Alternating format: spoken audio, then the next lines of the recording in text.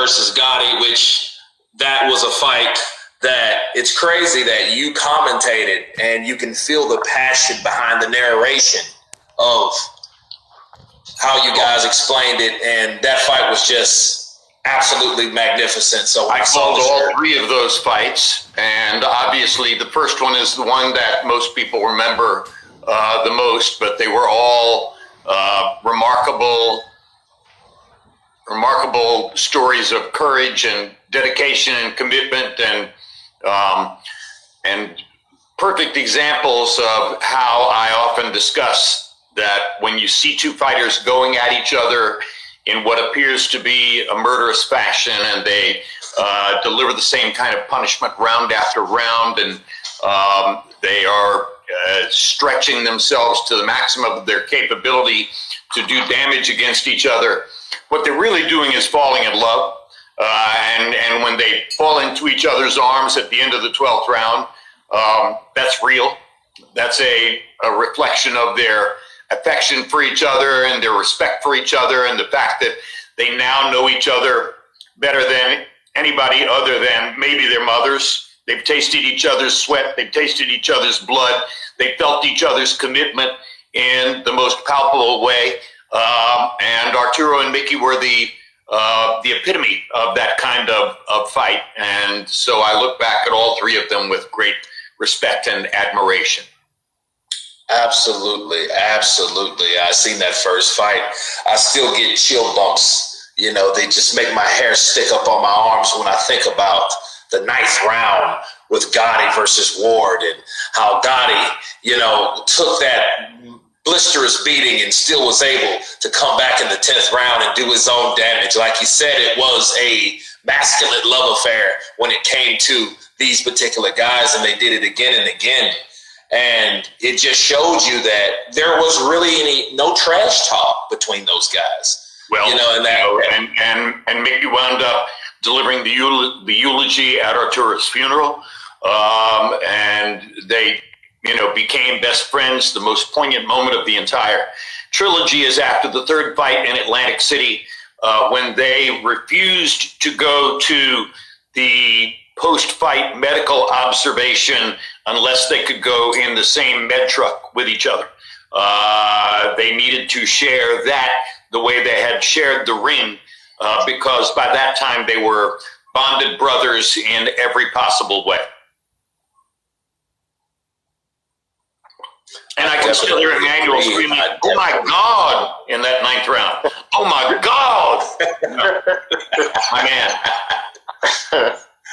Wow. Yeah, Emmanuel is definitely a legend. So can you tell us, I know he was close to you, Emmanuel Stewart. Can you tell us some memorable moments about you and Emmanuel Stewart, if you care to share? The best story is I was in my first year or so of calling fights at ABC Sports. I'd been assigned to call boxing at ABC Sports by an executive who thought that that was a good way to get rid of me. That he would embarrass me in front of the audience, that he would embarrass me in front of my peers by assigning me to boxing. He had no idea that the very first sports event my mother had ever sat me down to watch a year after my father died, when I was 6 years old, was Sugar Ray Robinson versus Bobo Olson for the middleweight championship of the world on Gillette Friday Night Fights in 1955. And I had watched Gillette Friday Night Fights all the way through my childhood and teenage years. Onward from there, I was a huge boxing fan. The very first live prize fight I ever attended was Cassius Clay versus Sonny Liston, February 25, 1964 in Miami Beach for the heavyweight championship of the world. So I had a brand as a boxing fan, and this guy had no idea, and he assigned me to boxing to try to get rid of me. And the first several fights I called on television at ABC were Mike Tyson fights. The other thing he didn't realize, besides that I was a boxing fan, was that the network had just signed a get acquainted, look-see contract with a 19-year-old heavyweight from upstate New York who was going to become a colossal attraction. And eventually it was because of my several Tyson fight calls on ABC that I was invited to come to HBO and take over ringside commentary at HBO, which became the greatest experience of my lengthy broadcasting career because of all the great fights and great personalities we covered at HBO. Oh, wow. So you were able to experience the growth and the narration of Mike Tyson from youth to championship status to rise to fall. You were there for it all, pretty much. That must have been I met him when he was 19. And on my first trip to upstate New York, and the very first live prize fight I ever called on television was Mike Tyson versus Jesse Ferguson in Glens Falls, New York. And that was the famous nosebone fight when Mike, in the post-fight interview, said to Alex Wallow, I was trying to drive his nosebone into his brain. Cut them out taught me that the purpose of the uppercut is to drive the opponent's nosebone into his brain. And I was standing on the opposite side of the ring listening to that and thinking, oh my gosh, look at what I've happened into here. I've been assigned to this sport, and this executive had openly told my agent, I'm doing this to get rid of him. It's going to embarrass him. He won't be able to do it well, et cetera, et cetera. And now I was getting some training in doing blow by blow from a really great boxing fan and student named Alex Wallow, who was the expert commentator, and he was an executive at the network, and he got me started. And 1 year of calling fights at ABC, I did leave to get away from that executive. There was no point in continuing to beat my head against a brick wall. And almost immediately upon my departure, I got asked to come call the fights at HBO because Tyson had gone to HBO, and now I was there with him. So my career followed Mike Tyson, and he had a great deal to do with my ability to be accepted by the audience calling fights and do it in an ear-pleasing way. Nice. That's absolutely spectacular. What do you think from HBO? Do you feel, possibly, Jim, will HBO Sports ever come back? No. And I don't understand it at all. It was December 8, 2018 when we did our last HBO boxing telecast on the air, and the new ownership from AT&T had made clear that they were going to get rid of the boxing franchise. Chief executive of AT&T told me that at a post-Emmy party in Hollywood that year. And I remember asking our previous boss, Richard Plepler, the chairman of the board of HBO, if he understood any reason why AT&T wanted to get rid of boxing, and he said, no, I don't get it at all.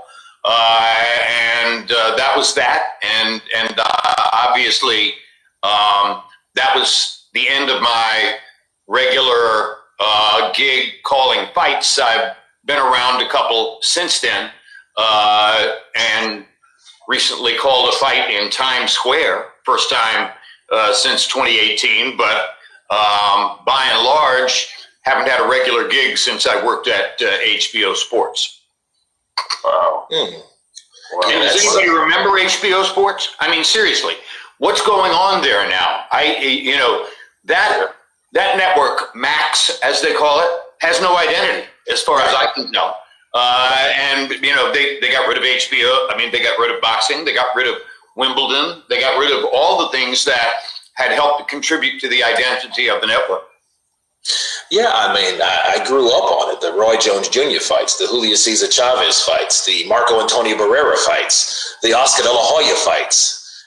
These fights molded HBO, and HBO they had a hand-in-hand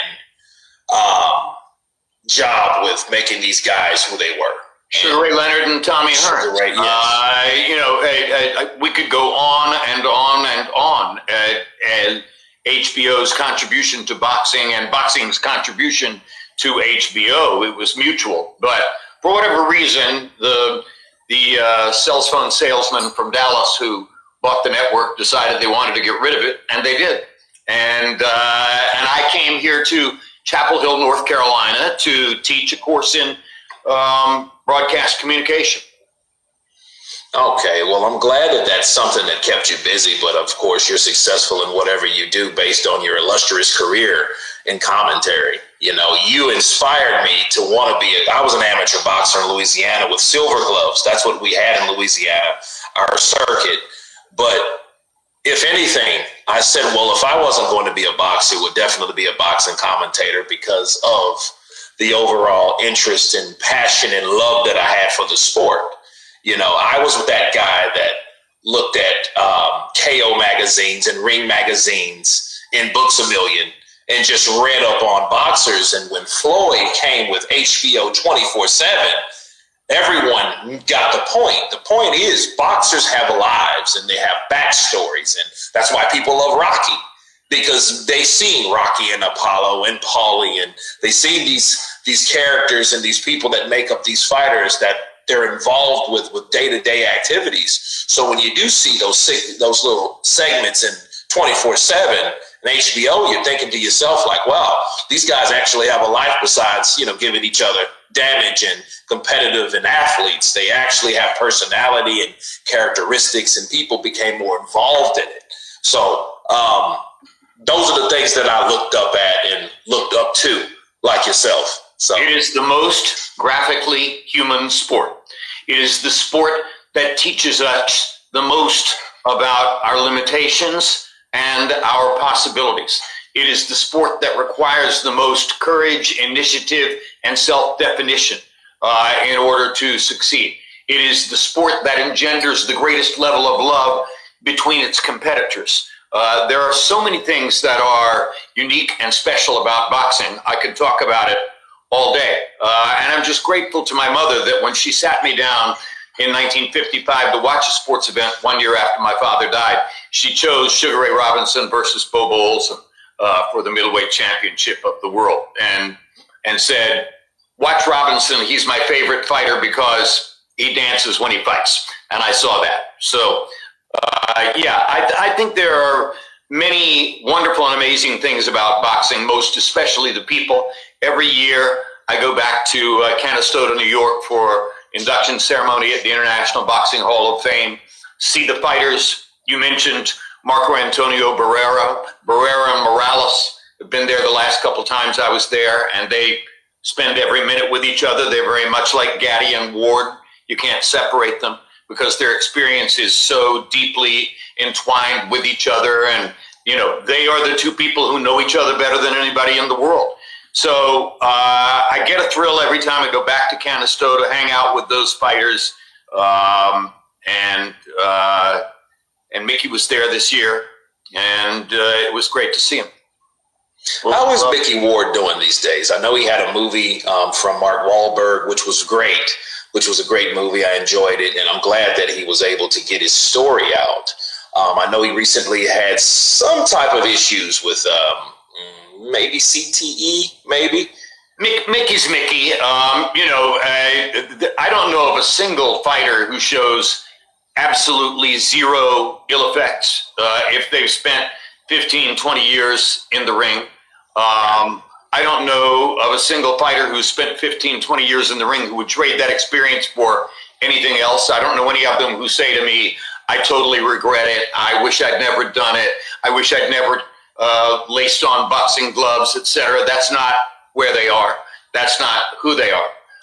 It's central to their being, and it's central to their self-definition, and it's central to how we learn what we learn from them, which is a lot.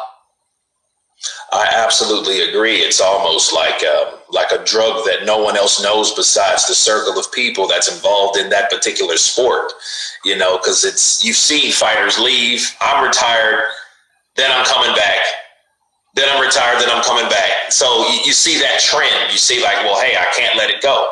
You know, and that's, you know, like Sugar Shane Mosley's coming back. Nothing they will ever do in their lives is going to make them feel as alive and as connected to their souls as what they do when they are in the ring facing off against each other.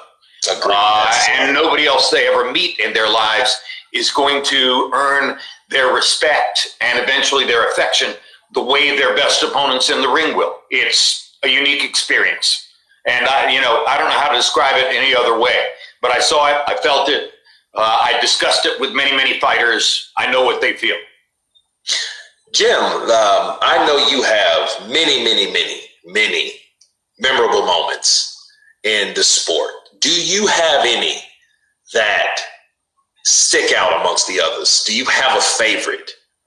Well, Gaddy Ward, Barrera Morales, Okay.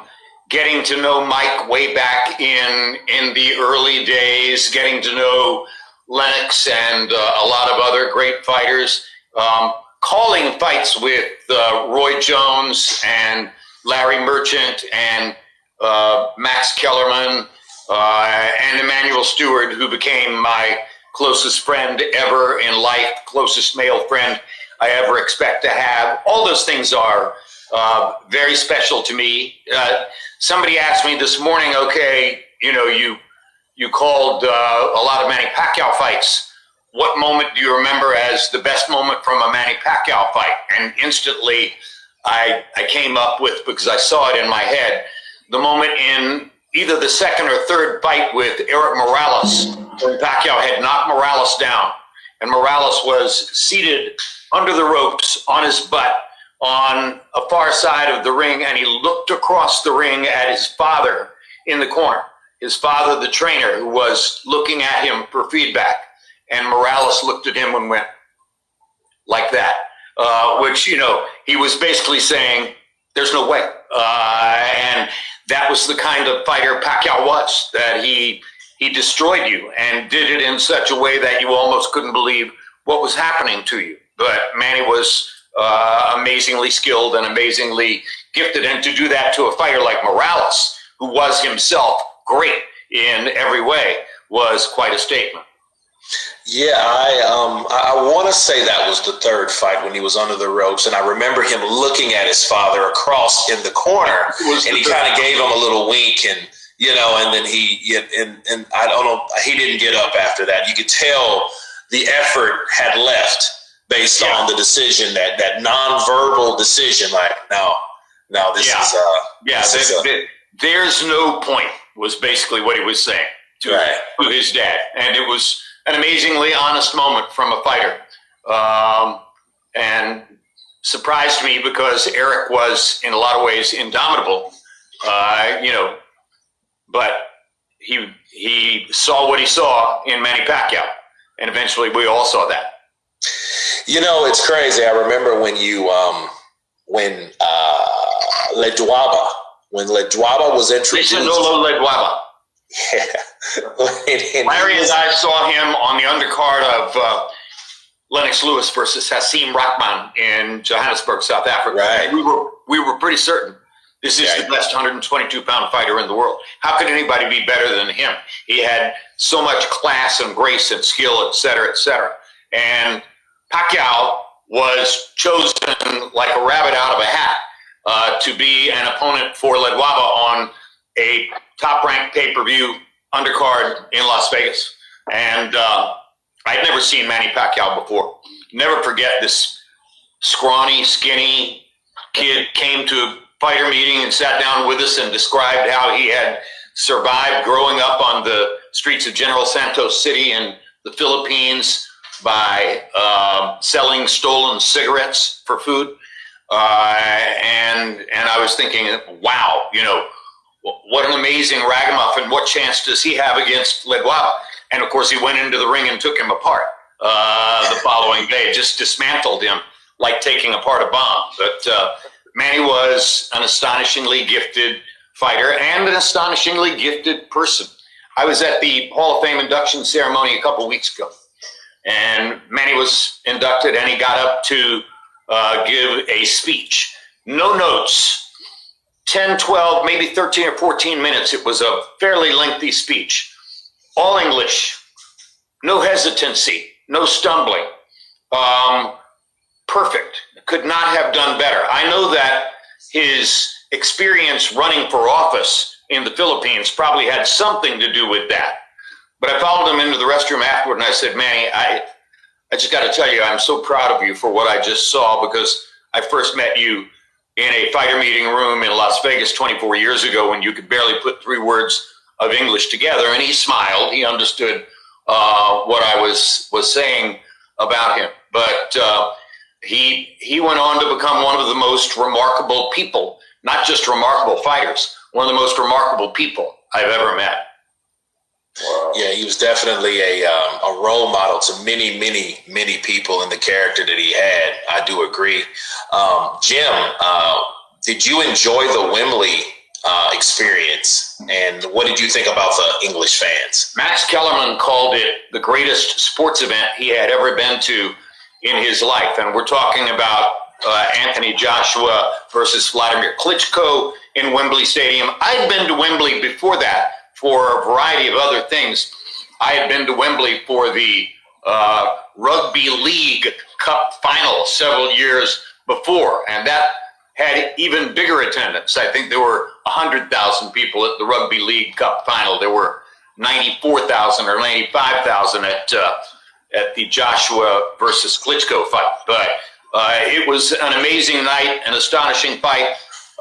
The thing I'll never forget is Joshua walking to the ring and getting up into the ring and standing in his corner, looking across the ring at Vladimir, and then turning around, turning his body all the way around and looking out at that sea of an audience, those 99,000 people, and smiling as if to say to himself, look at what I've done.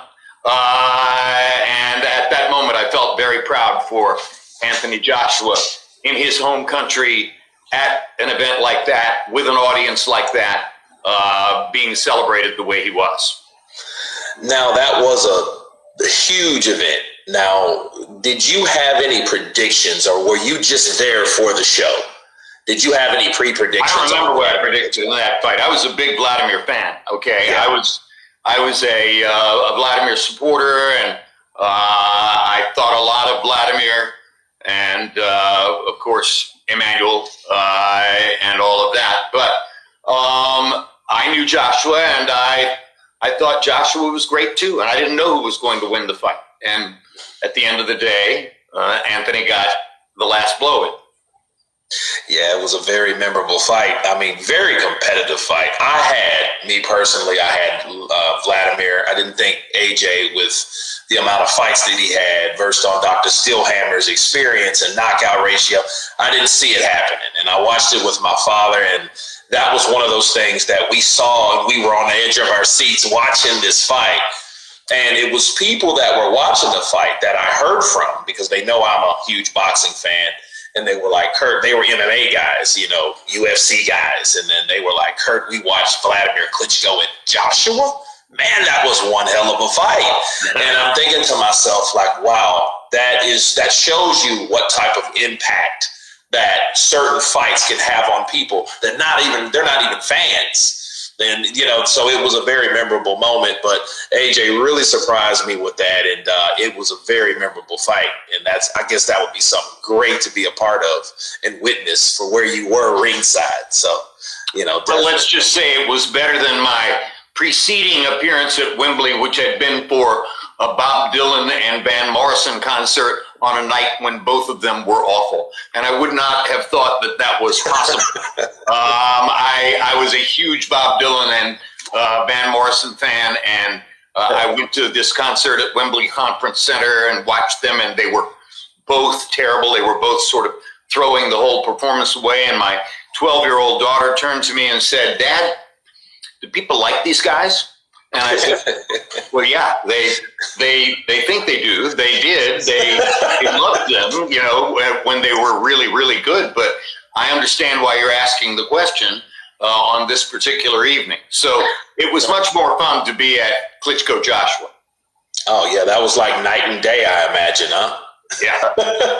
I just saw that fight. It was, excuse me, it was being replayed today, so I just rewatched the Klitschko Joshua fight. I was like, man, I know it was like epic. It was being replayed today, really? Yeah, on Roku. Yeah, they've shown it like for the past 3 weeks. They keep replaying it. Yeah. Wow. Well, it's worth watching. It's always worth watching. And I mean, both very technically skilled, big, powerful heavyweights. Yeah. Jim, let me ask you about the present state of boxing right now. Who do you think, because I know it's difficult, but who do you think is the best fighter pound for pound right now? The best fighter pound for pound right at this moment. Well,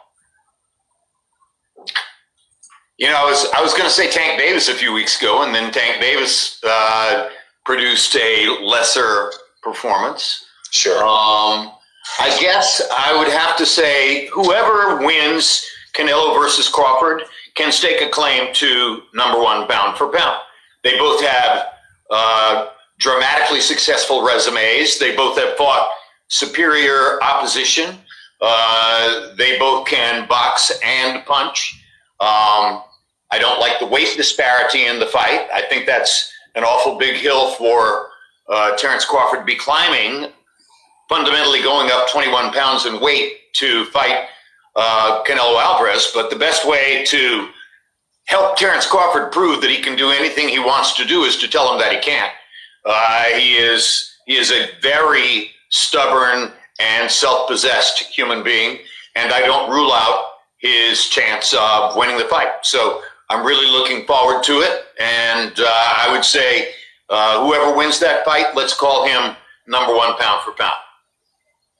Understood and agreed, because, you know, Canelo was there. He was there somewhere in the pound for pound list. And, you know, the arguments was back before Lomachenko, I think, fought Devin Haney. He was on that list as well for that number one. So whoever fought the latest or the most current become the number one. Either it's Vladimir or it's Bud Crawford, and then Usyk comes out from cruiserweight and starts toppling all the heavyweights. And what do you think? I think you can call Usyk number one pound for pound. You know, it's not commonly accorded to heavyweights, but of course he's a smaller heavyweight who's going in and repeatedly beating bigger heavyweights with craft and determination, movement, skill. He's a great, great fighter. Yes, he is. He's definitely a great fighter. And do you think Danny Dubois, being the IBF current heavyweight champion, do you think that he has learned or matured enough to be more of a threat this time, to become victorious against Alexander Usyk? Look, it was an extremely close fight the first time around, and I don't think that Usyk in any way embarrassed Dubois.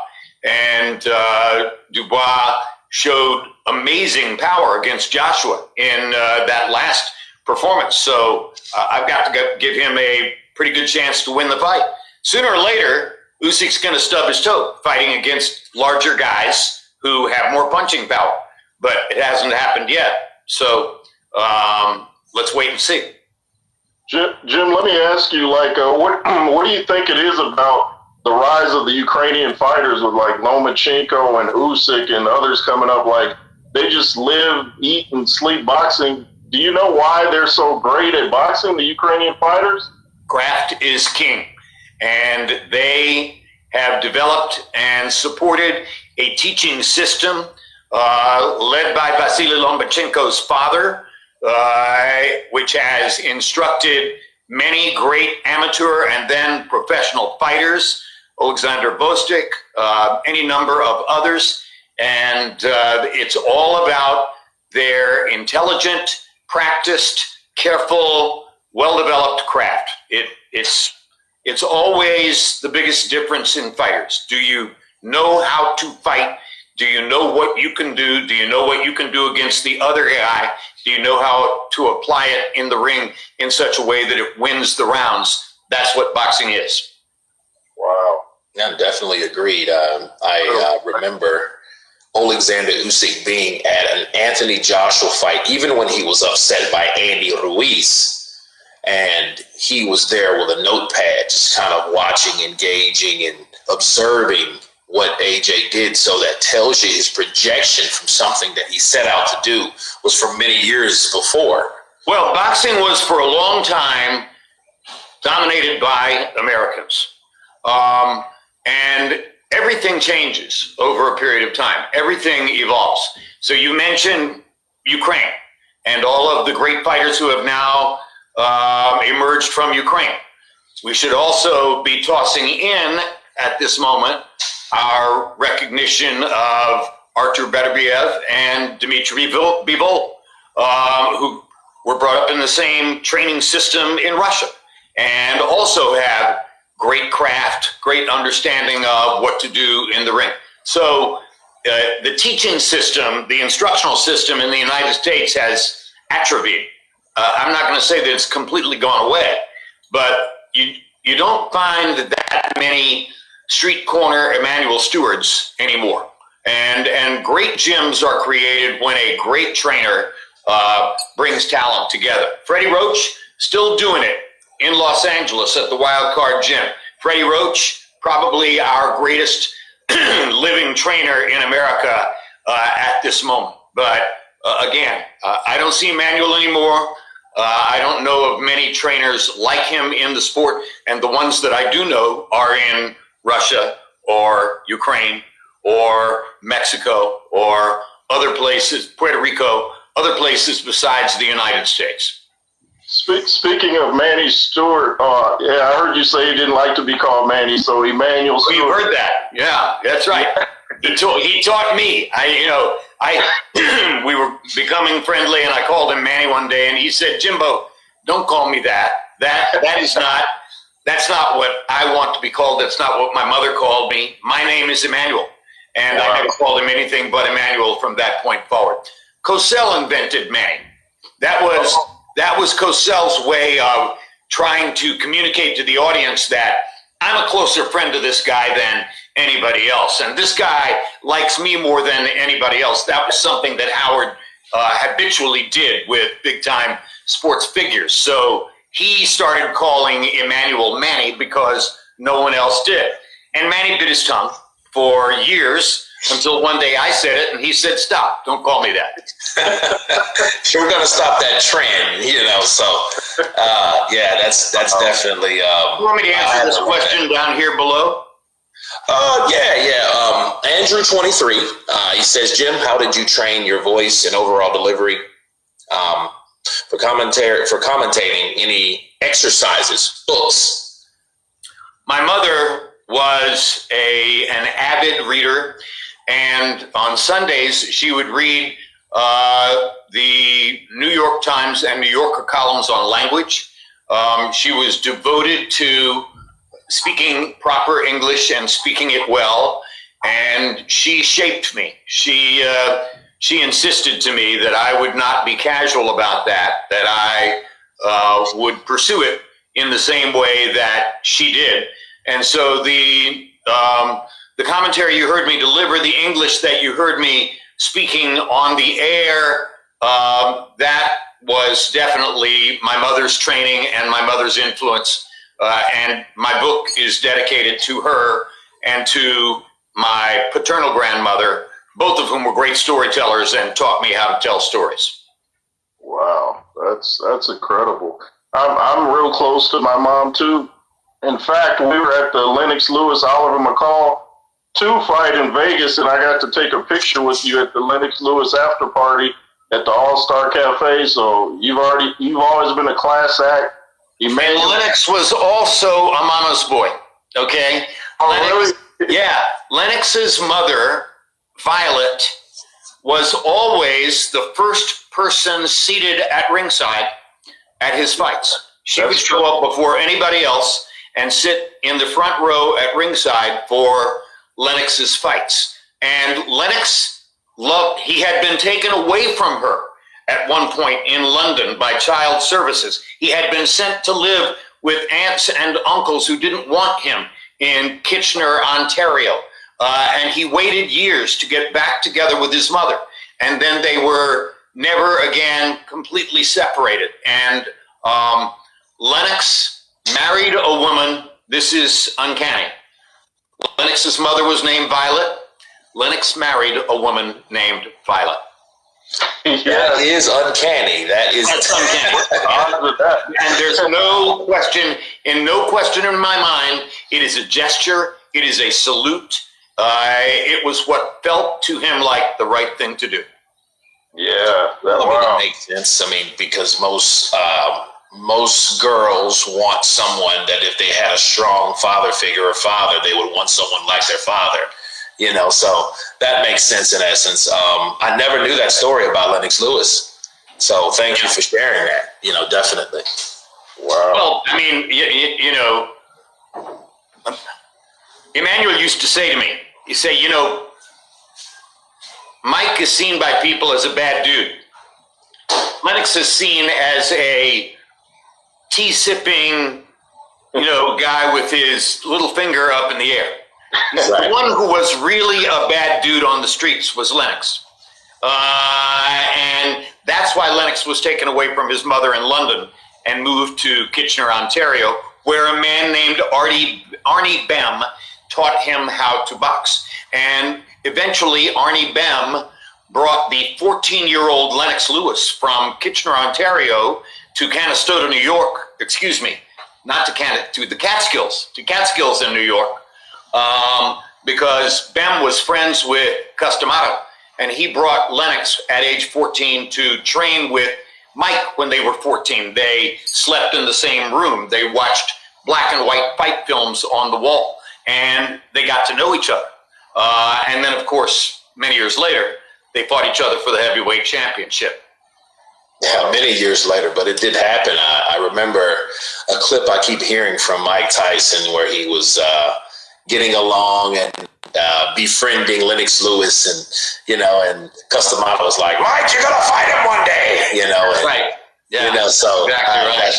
that does bring back memories. Look, Mike was preternaturally sweet at his core. Mike was a sweet guy.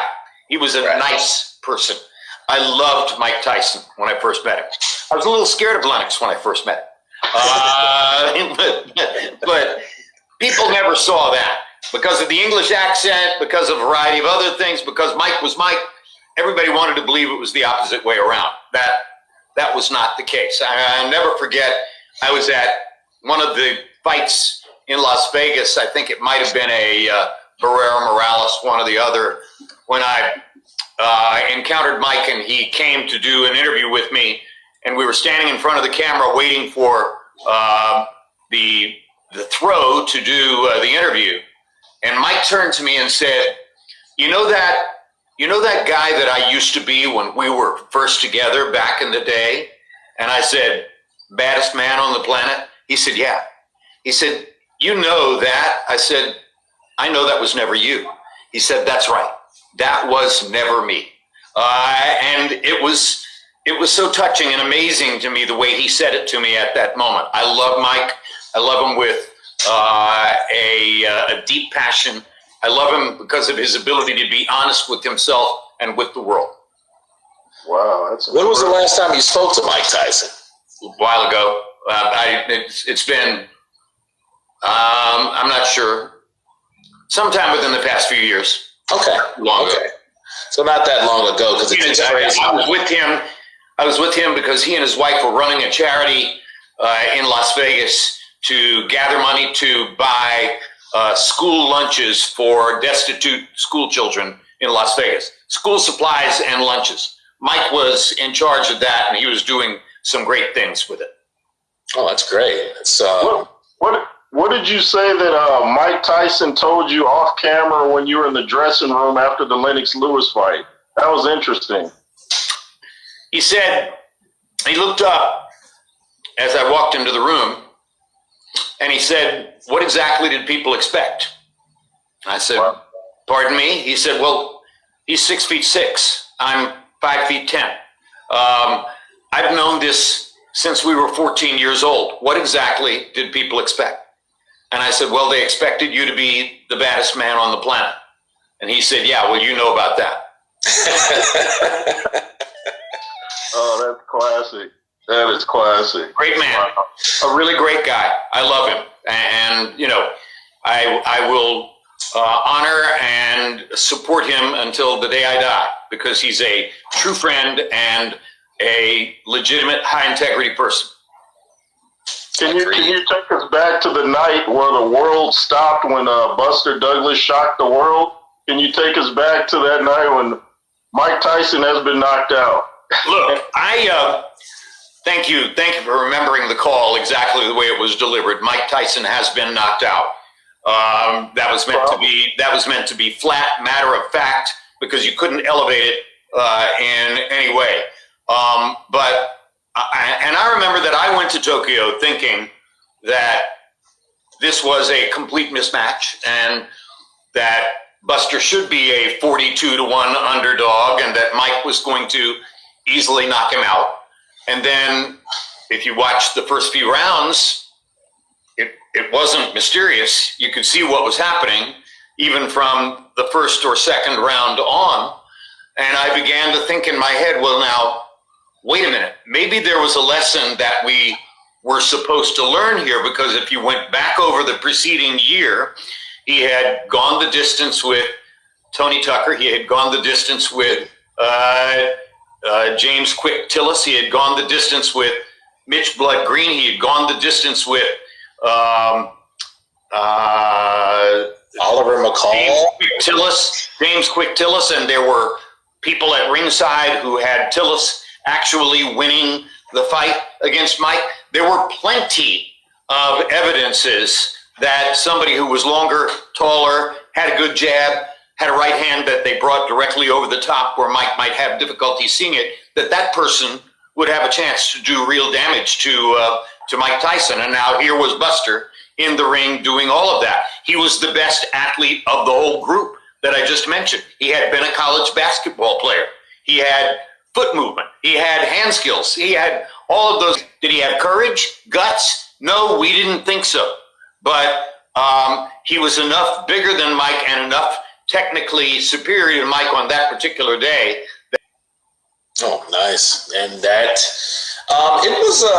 was it Buster Douglas's mother just passed away? And yeah, she had passed away in the build-up to the fight, and Larry Merchant was the one who recognized that might give him new impetus, a way of focusing in training that he might not have had before. I think, and Buster said something about it afterwards, so I think it was a factor in setting up the biggest upset in boxing history. I mean, it's still to this day the biggest upset in boxing history, because 42-1 odds.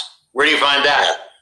You don't. Normally you don't at all. In fact, a lot of people compare the Ruiz-Joshua is the second behind that.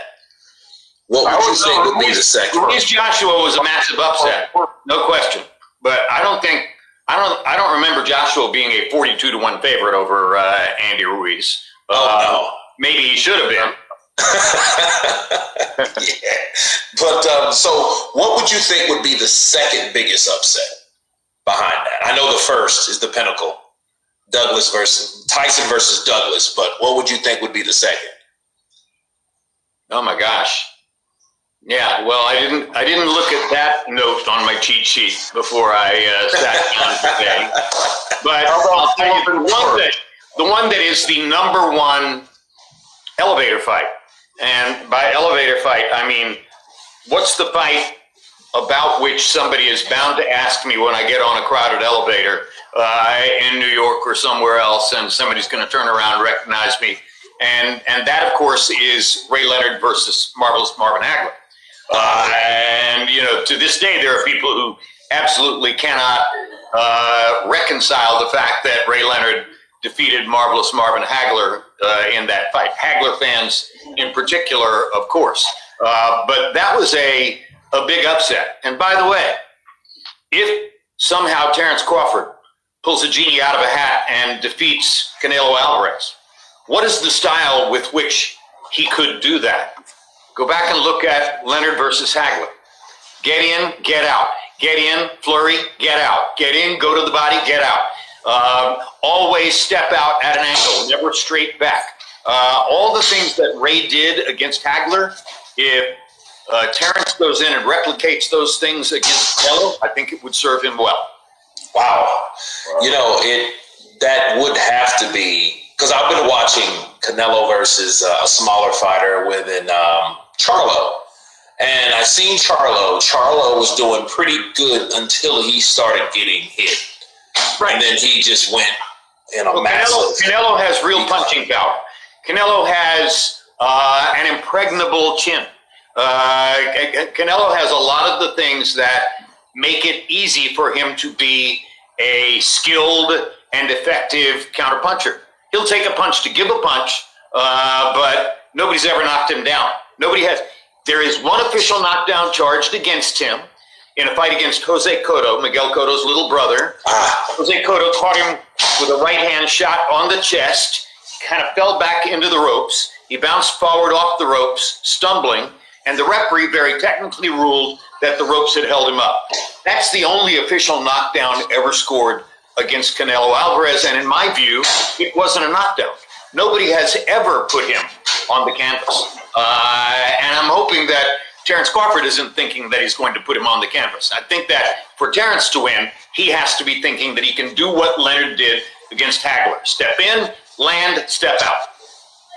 Well, you know, Floyd was able to reflexes, foot movement. Do you think he should follow that, or like you mentioned? Well, Floyd was very gifted, did not burden himself with a mandate to entertain the audience.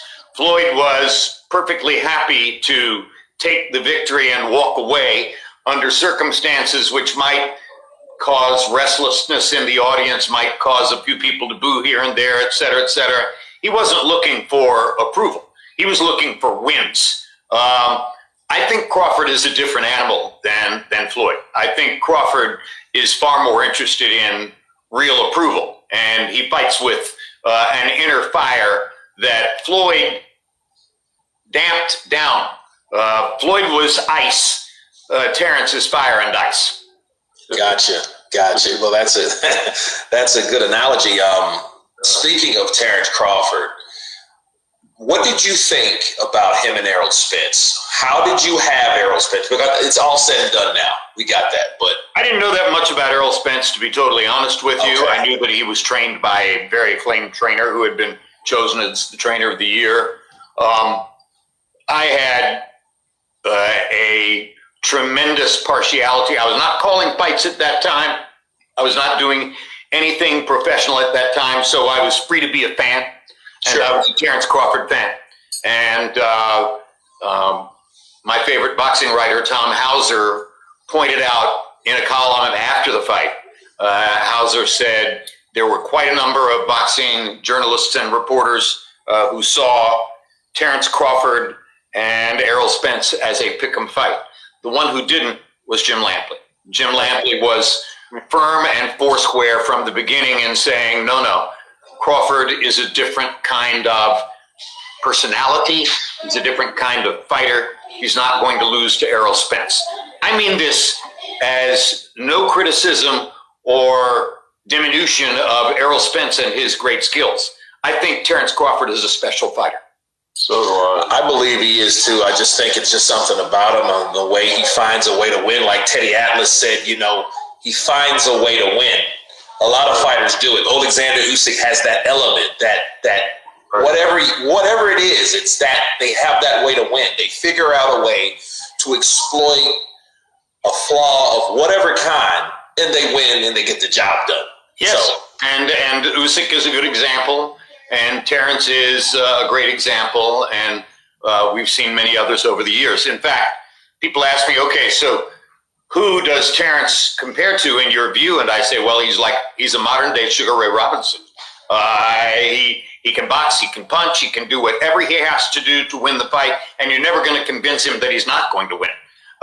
And that's what Robinson was, and that I think is who Terence Crawford is too.